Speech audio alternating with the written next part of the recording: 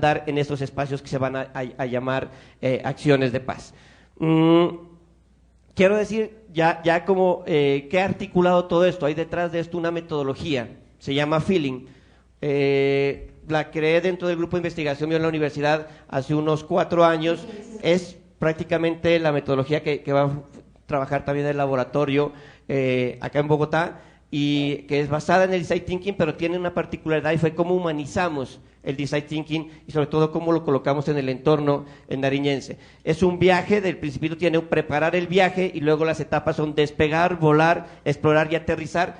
Tiene todo el esquema gráfico y cada una de estas tiene las distintas herramientas y guías completamente abiertas. La página creo que ya en unos 15 días estará habilitada, se llama Lo hice con Feeling, y ahí está absolutamente todas las guías para que cualquier persona en el mundo la pueda utilizar.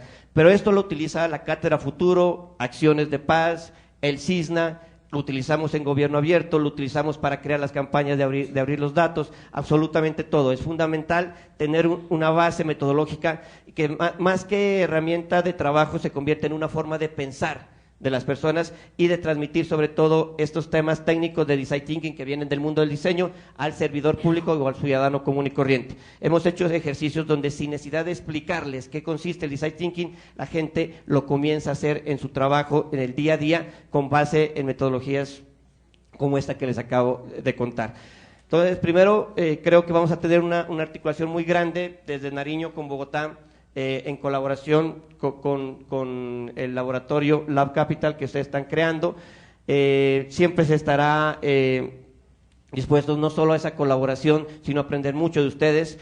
Teóricamente, las ciudades entre más grandes son, más innovación se da. Nosotros tenemos un reto y es que estamos en uno de los departamentos más olvidados del país, pero lo que nos hemos puesto reto de llamarlo que somos el corazón del mundo, de ser prosumers, no solo estirar la mano para pedir, sino además dar la oportunidad de aportarle al país. En eso estamos, llevamos poco tiempo, pero estamos seguros que vamos por buen camino. Muchas gracias. Aló. Gracias. Javier, muchísimas gracias. Creo que los temas de economía colaborativa que has venido hablando podemos avanzar un poquito, contar un poquito más adelante sobre el tema, sobre lo que hablabas de la información pública que hay de los servidores y sobre el feeling. Creo que es súper interesante.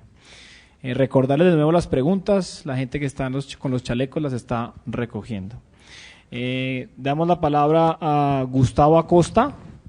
Gustavo trabaja para el gobierno de Zapopan en México, es en Guadalajara, y es el creador de Zapopan Lab.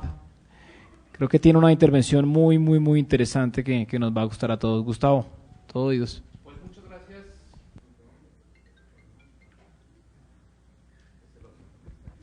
Aquí. Muchas gracias por la invitación. Les quiero presentar Zapopan Lab y decirles que les voy a estar platicando de 2 momentos en el año 2013 cuando empezamos, que fue nuestro primer periodo, y este segundo periodo que le estamos considerando el periodo 2.0, cuando ya aprendimos de los 3 primeros años y estamos a su vez transformando el laboratorio para nuevas necesidades y nuevas características que hemos encontrado como ecosistema en México.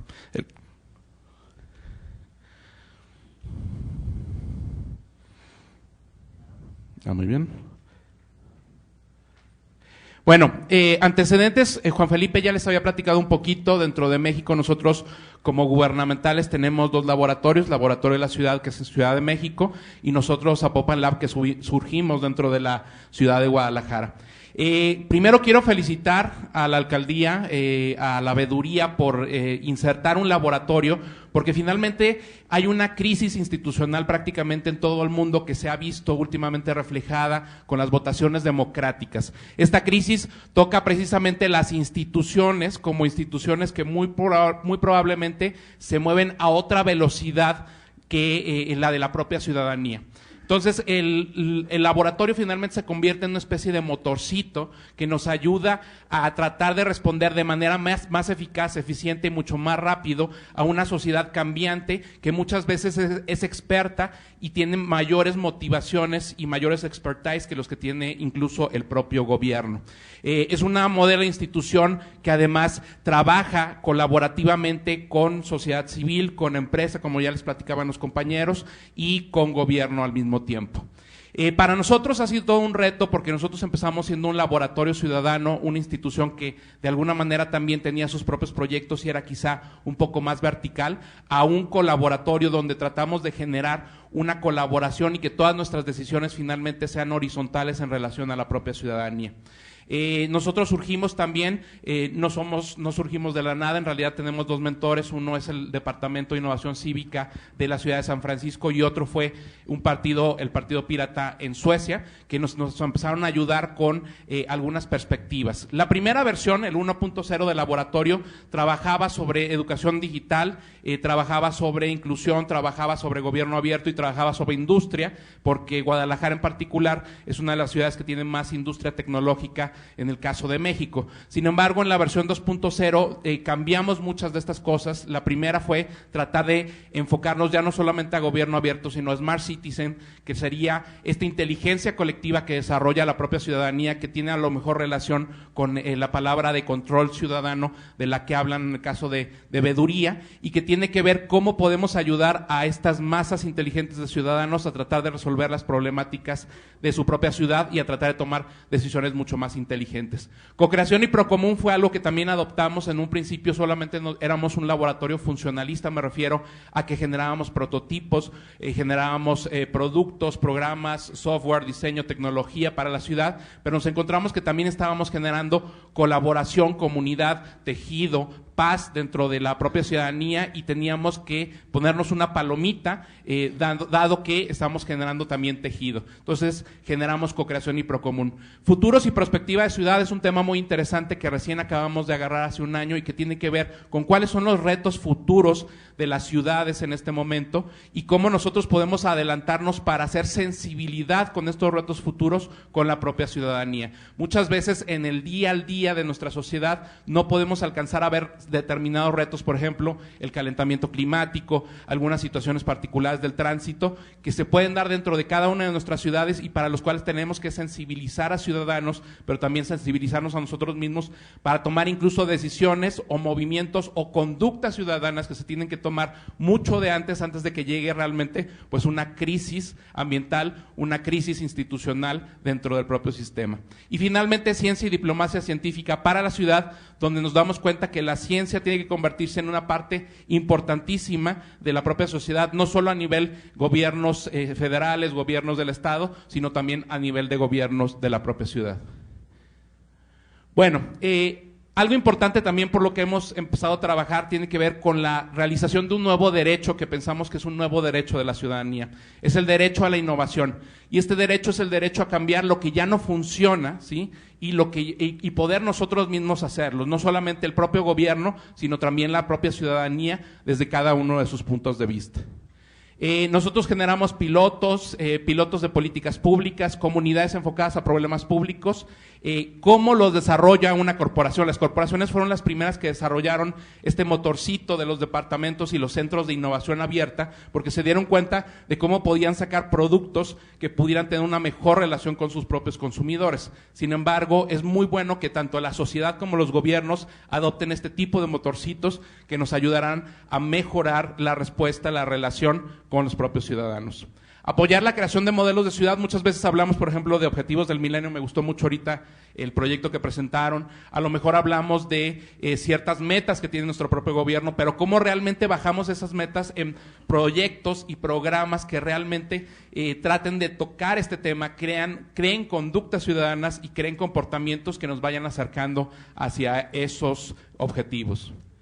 Y bueno, algo importante que cada vez se vuelve más complicado, que tiene que ver con la brecha de conocimiento que están sufriendo nuestras ciudades, nuestros países en el mundo, cuando hay cada vez un mayor porcentaje de personas que tienen acceso a conocimiento, pero otro número de personas que se quedan sin acceso a conocimiento, y que estas personas pues tendrán una determinación muy complicada a futuro para conseguir un empleo, para a lo mejor estar a merced de algunos poderes políticos, fácticos de la propia sociedad, y para lo cual pues se viene una gran brecha a futuro.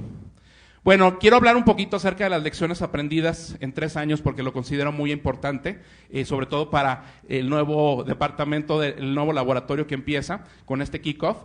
Nosotros dentro de Zapopan Lab, en nuestros 3 primeros años logramos cosas muy interesantes. Fuimos la primera ciudad de México que liberó por ahí datos abiertos, el primer municipio que trabajó con 50 comunidades de conocimiento. Nosotros a este tejido de ciudadanos expertos que trabajan sobre ciertos temas. Tenemos muchos grupos en Guadalajara, hay un grupo por ahí que trabaja sobre innovación social, hay una comunidad que está desarrollándose en relación al propio arbolado de la ciudad, cómo mejoramos nuestra relación con el propio arbolado, hay una comunidad por ahí que está trabajando sobre tecnología para la propia ciudad, pero todos estos son comunidades de conocimiento que finalmente sirven a la propia sociedad y que tienen su propia inteligencia colectiva.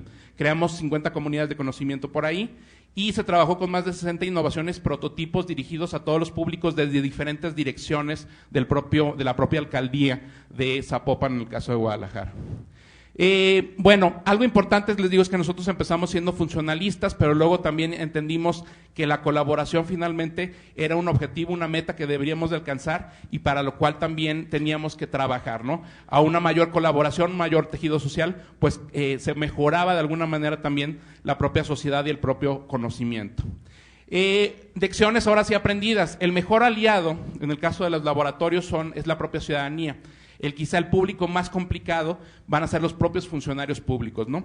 Hay que tratar de trabajar y encontrar a estos funcionarios públicos que van a ser los champions gubernamentales, aquellos que nos van a permitir generar cambios dentro de la propia administración pública, ¿sí? Estos champions nosotros los consideramos en 2 sentidos. Les llamamos champions quizá a los directores de algunas dependencias con los que se puede trabajar de una manera pues muy fluidamente, pero también consideramos que hay algunos funcionarios que no tienen a lo mejor la dirección particular, que son funcionarios que están ahí en el día al día y que para lo cual nosotros los consideramos como le llamamos por ahí fontaneros públicos, aquellos de los cuales podemos tener data, aquellos que saben cómo funcionan los sistemas, cómo funcionan los problemas públicos y sociales, y para lo cual ellos muy probablemente tienen soluciones que nunca les han dejado desarrollar dentro de la administración pública y los cuales nosotros podemos acelerar y podemos tomar como agentes de cambio dentro de la propia administración pública. Nosotros nos consideramos como una institución de transición hacia comunidades ciudadanas más fortalecidas e independientes. En realidad, los laboratorios para mí son una especie de institución que está en transición en las propias democracias, en nuestros propios países, para tratar de generar soluciones mucho más allegadas, aceleradas para la propia ciudadanía y entre los propios ciudadanos, y también a una mayor autonomía de grupos ciudadanos que quieren hacer y saben transformar las cosas. Puede que el colaboratorio a lo mejor le falte presupuesto, esperemos que en Veeduría sí tenga mucho presupuesto, pero sus herramientas siempre más importantes va a ser la creatividad y la colaboración con todos los entes posibles. Eso realmente nos ha salvado mucho. Las instituciones pueden caerse, ¿sí? En el caso particular del colaboratorio, nosotros empezamos un proceso de convertirnos de una institución pública a una fundación que empezara a trabajar ya no solamente con un municipio, sino con todos los gobiernos locales dentro del estado de Jalisco y empezar a tener fondos mixtos, lo cual nos ha ayudado bastante. Las instituciones, como les decía, pueden caerse, pero lo importante también es crear masa crítica y público, porque ese público, aunque los laboratorios puedan caerse, finalmente permanecerá ahí y seguirá generando innovaciones y cambios. Los laboratorios deben irse moviendo hacia fondos mixtos para sobrevivir, en el caso específico de Latinoamérica, y deben de aprovecharse nodos de innovación o Silicon Valley. Muchas veces ahorita está de moda llamar y poner marcas a las ciudades. Mi ciudad es el nuevo Silicon Valley de Latinoamérica, mi ciudad es la nueva ciudad creativa de Latinoamérica. Bueno, todas estas cosas que hacen grandes a las ciudades, a cada una de las ciudades de Latinoamérica y del mundo, ¿sí? Nosotros tenemos que tener la habilidad para que todas estas habilidades, este conocimiento, este know-how que existe, llevarlo hacia de la parte privada hacia la parte pública, ¿sí? Que no solamente exploten la parte privada, sino que nuestros geniecillos también exploten en la parte pública y creen soluciones que realmente puedan modificar o puedan ayudar a contextos de procomún, a contextos de cambio social, a contextos de bien común, ¿sí? Somos detonador de iniciativas que tienden a diversificarse y que deben de ser aceleradas o acompañadas. Muchas veces hemos creado iniciativas que empiezan ya a caminar por cuenta propia. Y estas iniciativas, como si usted fuera el director de una empresa, les tiene que dar a su propia estructura, su propio funcionamiento y su propio sostenimiento. Vamos a mostrar el caso de 3 particulares. Nosotros ahorita tenemos 2 iniciativas que han nacido del propio laboratorio y que ya son finalmente instituciones particulares. Uno es Incuba, tu proyecto social, que es una incubadora, una aceleradora de proyectos sociales, culturales, comunitarios, ambientales, pero también aceleradora de proyectos públicos. No vale la pena solamente crear ejercicios para crear soluciones y que estas soluciones no caminen. Al no caminar, bueno, simplemente van a quedarse como buenas ideas, como buenos propósitos, pero tenemos que encontrar la manera en que caminen aceleradamente hacia tener sostenimiento, hacia tener un valor agregado y a tener una propia autonomía dentro de la propia sociedad. Y el caso del laboratorio de barrio, que son pequeños laboratorios que hemos creado, ya tenemos ahorita 2 prototipos, uno en la colonia Americana y otro en la colonia Providencia, en Guadalajara, que están trabajando en conformación con los saberes ciudadanos y la propia participación ciudadana. Ahorita tenemos 3 talleres que se están dando dentro de estos pequeños laboratorios de barrio. Uno tiene que ver, le llamamos resolución de conflictos vecinales por medio de telenovelas de barrio, donde actúan los ciudadanos alguna telenovela y a partir de ahí pues empiezan a desarrollar soluciones para sus propios conflictos vecinales. Un trabajo que se hace con las tienditas de barrio para que compitan contra los Oxxos, contra todas estas nuevas cadenas que trabajan o que están trabajando sobre comercialización. Y finalmente un taller de habilidades básicas para la propia autogestión ciudadana. Y bueno, nos pueden encontrar por ahí en redes sociales. Zapopan Lab es un laboratorio colaborativo, como bien les decía, que hemos estado desarrollando diferentes actividades sobre diferentes saberes y finalmente nos consideramos una institución de paso que dé paso a comunidades mucho más autónomas, a comunidades ciudadanas que tienen un mayor conocimiento y comunidades que finalmente serán pues la próxima democracia, los próximos instituciones autónomas que tengan nuestro propio mundo. Muchas gracias.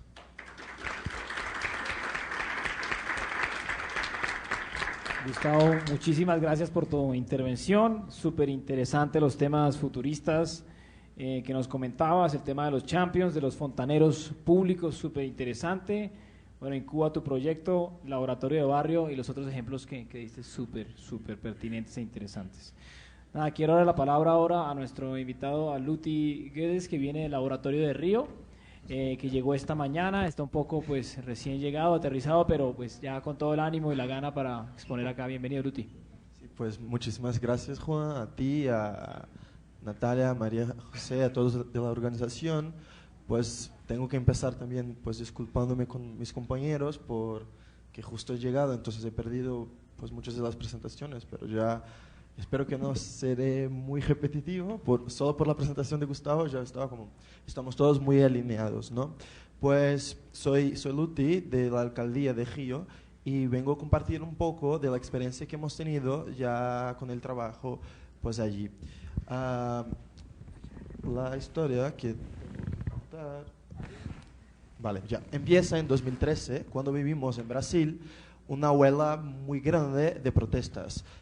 Casi todas las capitales pues las tenían, no soy yo, y teníamos en las calles gente pues de todas las matrices ideológicas, gente que estaba allí por educación, por salud, contra la corrupción, lo que fuera. Y lo que era claro es que lo que teníamos en común era la insatisfacción con las instituciones democráticas, ¿no? Que ya pues se percibía como seguimos lejos de la gente que debería representarnos, ¿no? Entonces ahí está una charla del alcalde de Río que empezó entonces a pues defender algo que llamó él de polis digitocracia.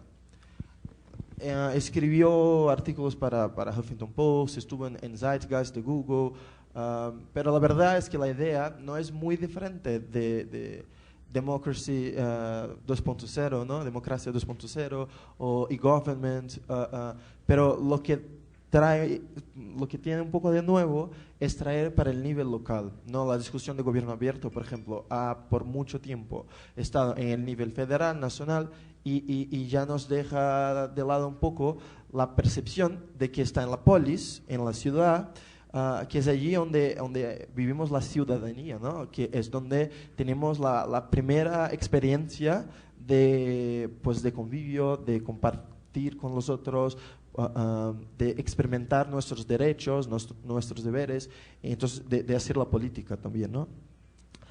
Y entonces la alcaldía, en reacción, empezó pues a lanzar plataformas que se acercaba de la ciudadanía, pero por los servicios públicos. Os cuento dos ejemplos. Uno se llama 1746.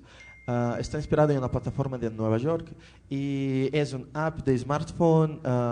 Se puede llamar el número, se puede entrar en la página de web. Es una multiplataforma donde la gente puede hacer reclamaciones. Entonces, si la basura de mi calle nadie lo ha, no sé el verbo en castellano, bien, nadie lo ha buscado, vale, gracias.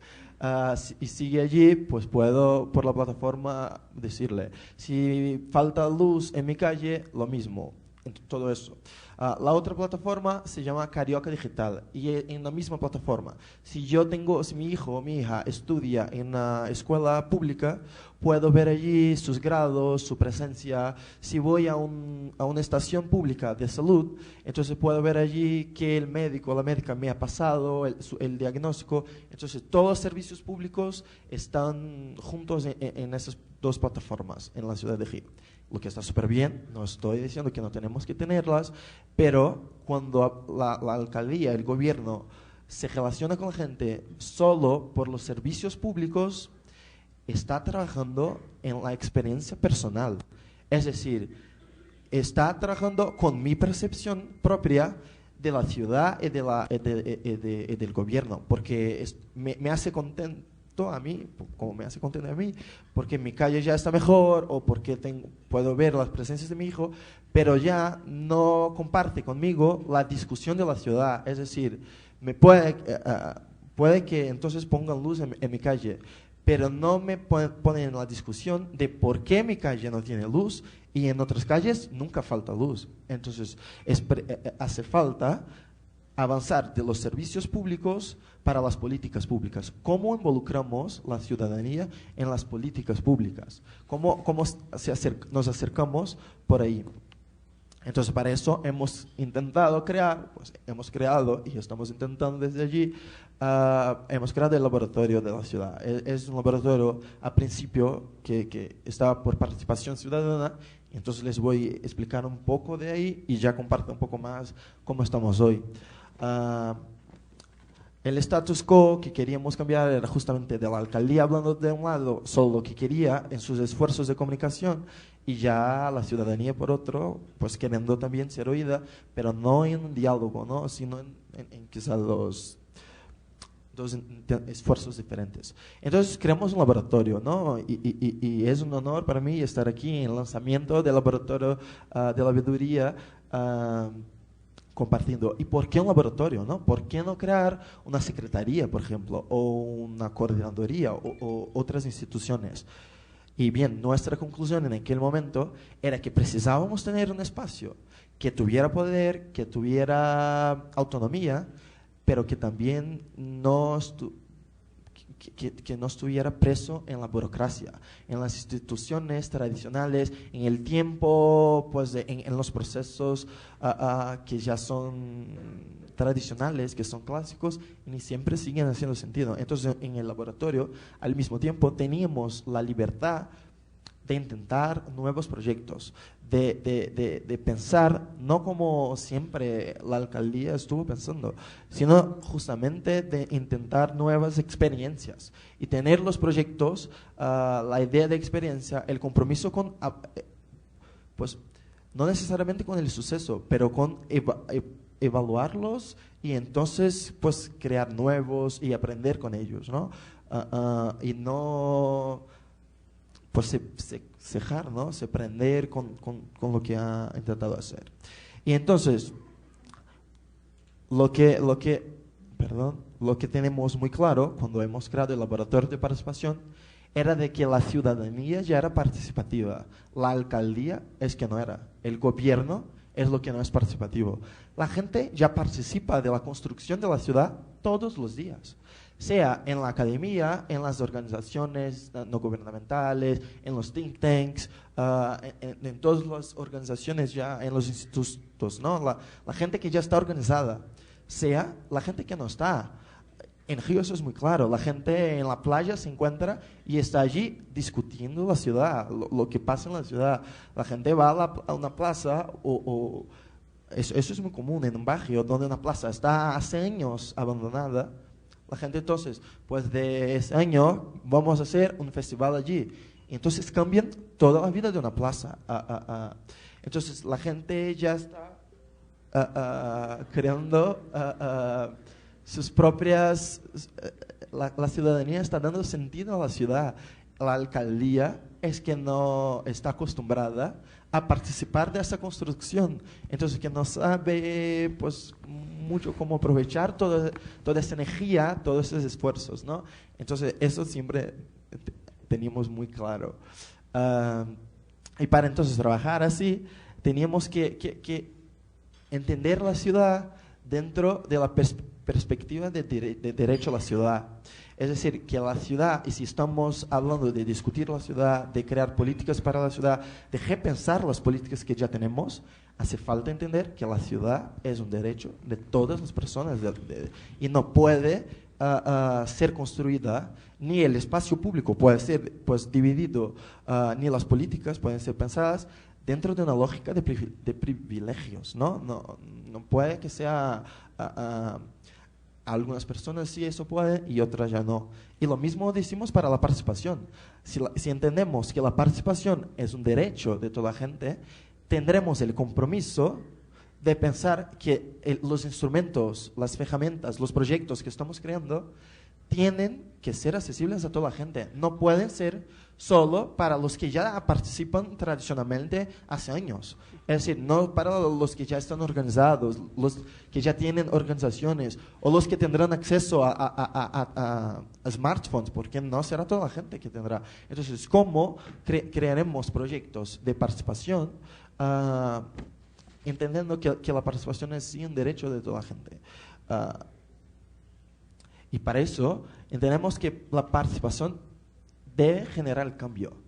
Si lo que estamos haciendo no genera cambio, entonces estamos pues comunicando a lo mejor, porque es muy fuerte para nosotros pensar que conseguimos crear un proceso, involucrar a la ciudadanía y al fin no hizo ninguna diferencia, ¿no? Pues vamos a hacer lo mismo que haríamos sin involucrarlos. Entonces hace muchísima falta que los esfuerzos generen cambio, tengan el compromiso en generar cambio.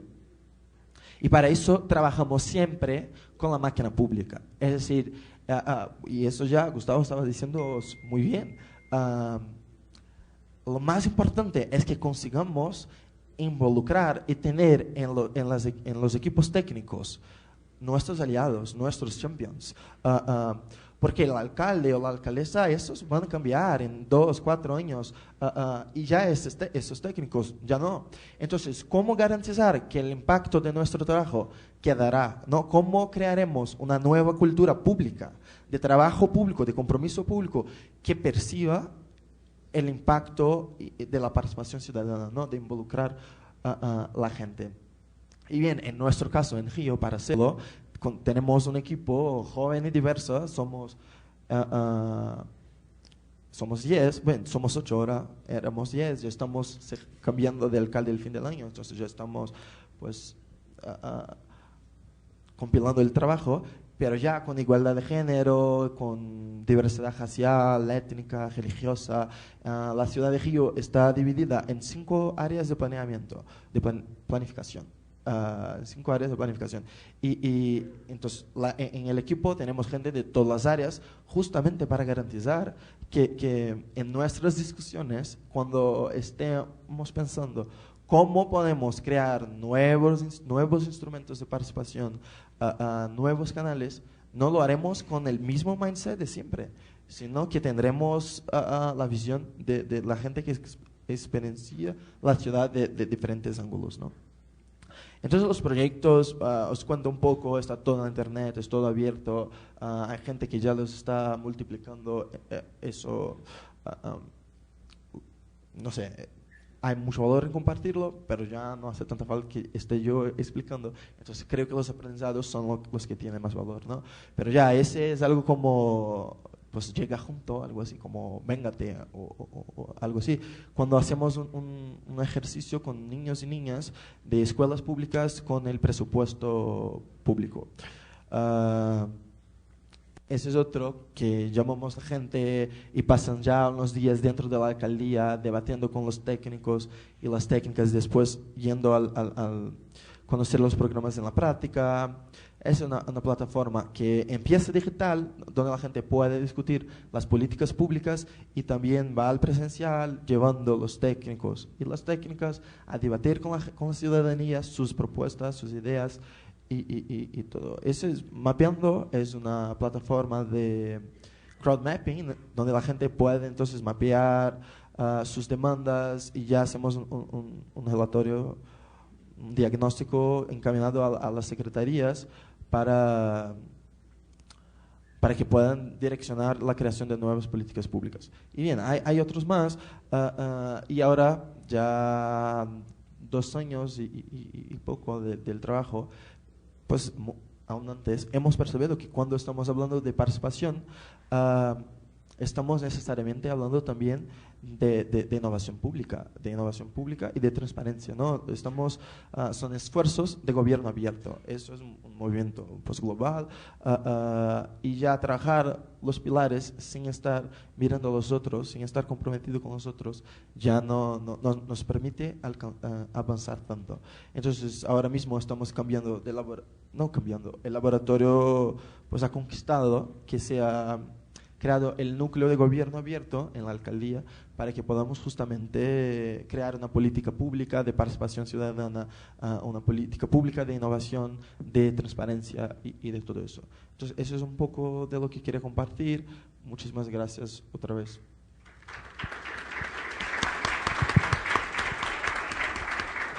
Luti, muchísimas gracias por la intervención. Creo que es claro el concepto que hemos venido mencionando, el tema de que el sector público debe unirse más a la discusión, debe participar mucho más, es el que debe un poco adaptarse como tal, y todo el tema de estos champions que hay dentro de las entidades públicas que hay que seguir trabajando, identificar y potencializar.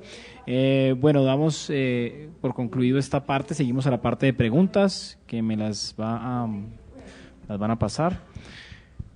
Comentarles que pues que hemos tenido acá en este panel las experiencias de laboratorios en Argentina, Holanda, Brasil, Colombia y México. Bueno, la primera pregunta.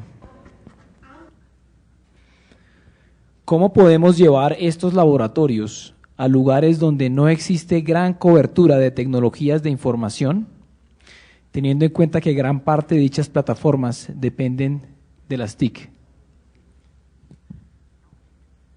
La esencia del laboratorio tiene que ver con la experimentación.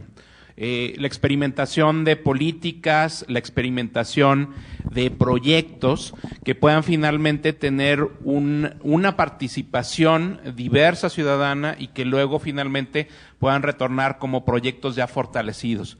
No necesariamente tiene que ver a veces con las TICs, es decir, yo puedo crear un laboratorio de participación ciudadana, puedo crear un laboratorio probablemente de cultura, puedo crear a lo mejor un laboratorio que tenga que ver con seguridad, con violencia de género, etcétera, etcétera, etcétera. Tiene que ver un poco más con las habilidades o metodologías blandas, y no tanto con el tema, sino simplemente ver de qué manera podemos meter todos estos procesos para esa problemática que se pretende resolver. Sí, quería agregar algo, y es que hay varios paradigmas que debemos comenzarlos a cambiar, sobre todo del sector público. El primero es que la brecha digital en este momento es mucho más cerrada que la brecha presencial. O sea, esa disculpa que muchas veces dicen, bueno, pero eso qué van a hacer, cómo va a ser el campesino que vive en tal vereda, de tal municipio, pero si eso mismo que ustedes van a hacer, llegarle a ese campesino de manera presencial es mucho más difícil, mucho más costoso, y es mucho más posible que no le puedan llegar de manera presencial que con las herramientas digitales. Entonces eso es lo primero. Ya no pasa esa disculpa para decir tenemos mayor alcance cuando utilizamos algo de manera presencial, como en el caso de la construcción del plan de desarrollo, por ejemplo, que llegamos a 36,000 personas de manera presencial, se gastó un dinero considerable, que el tratar de socializarlo eso a través de las nuevas herramientas digitales. Dejar de pensar, de utilizar herramientas del siglo pasado, cuando la gente se está comportando de una manera distinta ya, terminando la primera década, ya la segunda de este siglo. Y lo otro es la parte de pronto lo que decía Gustavo, lo que llamamos tecnología social. Hay muchas herramientas que son tecnológicas pero que no van necesariamente con los temas digitales. Creo que una de las que más conocemos nosotros es el mismo papel y esfero que utilizamos para votar. Esa es una tecnología social y hay muchos otros ejemplos. La Cátedra Futuro está utilizando un kit de herramientas social que permita que personas que no tienen internet y otras cosas igual aprendan código, aprendan tendencias mundiales sin necesidad de estar conectados a internet, pero eso también es tecnología y es una forma que nos toca de todas maneras estar innovando constantemente. Yo lo que creo es, lo digital es una herramienta, igual que puede ser un lápiz, igual que puede ser un martillo. Lo importante ahí es el tema de innovación. La herramienta que se utilice toca igual que si voy a atornillar, no voy a usar un martillo para atornillar, uso un destornillador, usar la herramienta necesaria para el contexto en el que están trabajando. Entonces, creo que esa mentalidad de solo se puede hacer digital es como una tendencia que se está vendiendo porque estamos inundados digitalmente, pero se puede hacer cosas con herramientas distintas. Siguiente pregunta dice: una vez se ha logrado establecer el problema público específico conjuntamente entre directivos y entidades responsables, servidores públicos y ciudadanos, ¿cuáles son los factores de éxito para diseñar una solución de política que sea implementada, viable? Pues primero que tenga una herramienta que pueda garantizar que finalmente se desarrolle, es decir, una es la etapa de la creación de la idea y otra ya es la etapa del desarrollo de la propia política, ¿no? Entonces, aquí tenemos sobre todo que visualizar que haya una aceleradora o que haya alguna institución o que pueda haber dentro del equipo del laboratorio, dentro del equipo, personas que le den seguimiento para que esta iniciativa tenga fondeo, que tenga una propuesta de valor agregado, que tenga un equipo y que tenga también una perspectiva de teoría de cambio para que avance, ¿sí? ¿Alguien más quiere complementar? Creo que es una pregunta, se las vuelvo a leer. Vamos a leer. Creo que hay cosas importantes de todo lo que hemos dicho, y es: una vez se ha logrado establecer el problema público específico, conjuntamente entre directivos y entidades responsables, servidores públicos y ciudadanos, ¿cuáles son los factores de éxito para diseñar una solución de política que sea implementada y viable? Pues en nuestra experiencia diría que está con el compromiso que se firma antes.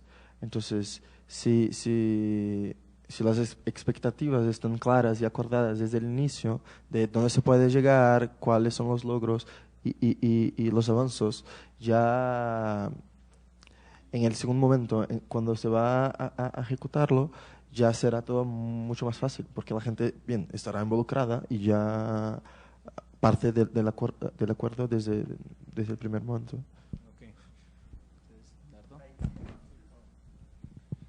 Creo que es una pregunta muy amplia y a la que todos quisiéramos tener respuesta. Entonces, también me parece que es importante contextualizar en casos porque, digo, una política pública puede ser un programa con visión 2030, puede ser una política específica de vivienda o pueden ser como retos realmente simples.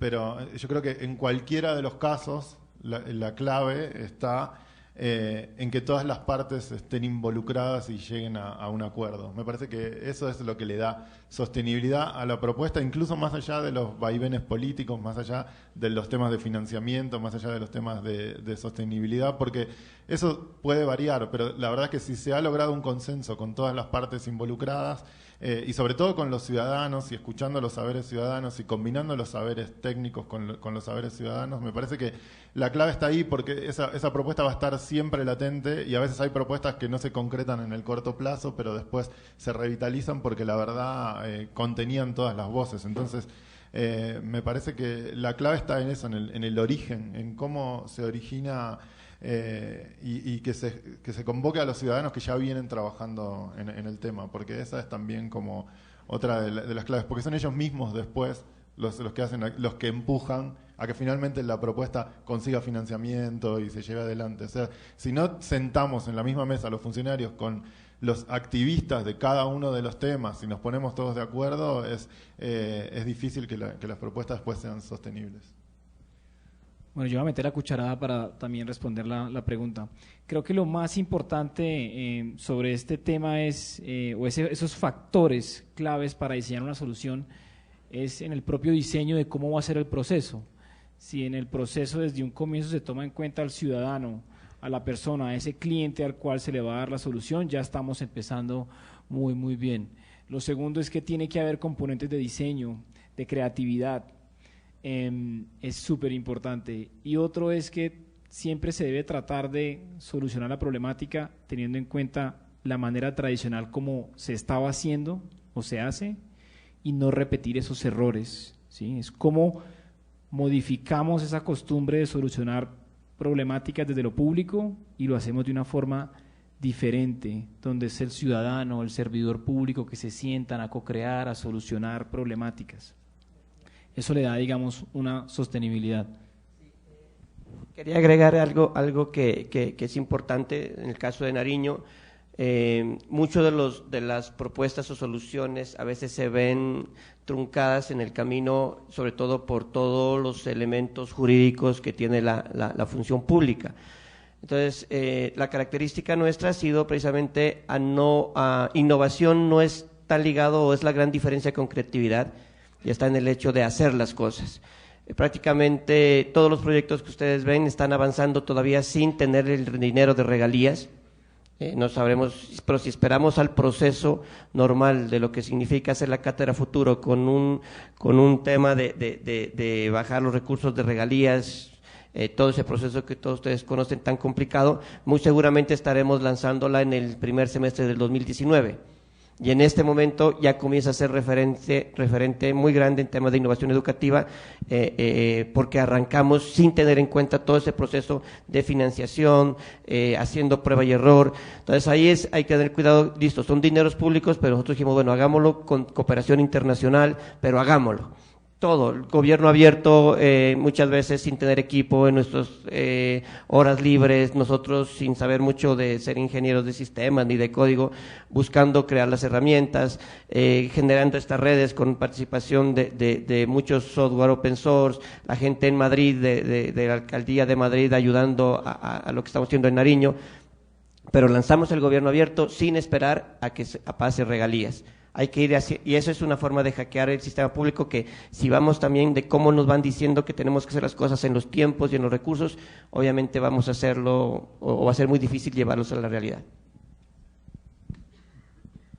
Bueno, esta pregunta creo que la he escuchado de varios servidores y contratistas públicos. Dice, ¿cómo explicarle a los entes de control que el gobierno debe innovar y que toda innovación conlleva riesgo de no funcionar?